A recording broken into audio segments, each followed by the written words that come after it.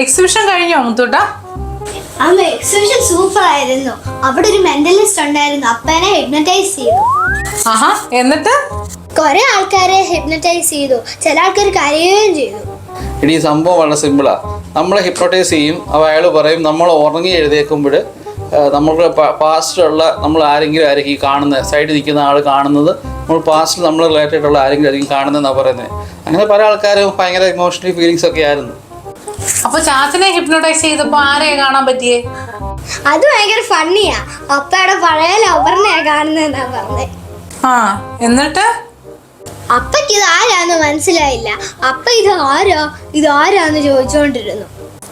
അങ്ങനെ വരാൻ വഴിയില്ലല്ലോ. ഹിപ്നോട്ടൈസ് ചെയ്യുന്ന ആളുടെ മനസ്സ് കൺട്രോൾ ചെയ്യാനൊക്കെ പഠിച്ചോ?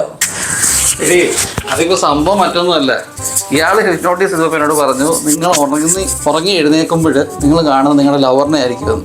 പക്ഷേ ഉറങ്ങിയപ്പം ഞാൻ 31ാമത്തെ വയസ്സിലാണ് ഉറങ്ങിയെങ്കിലും ഉണർന്ന് എഴുന്നേറ്റപ്പം ഏത് വർഷമാണ് എഴുന്നേൽക്കുന്നതെന്നുള്ള അയാൾ പറഞ്ഞില്ല.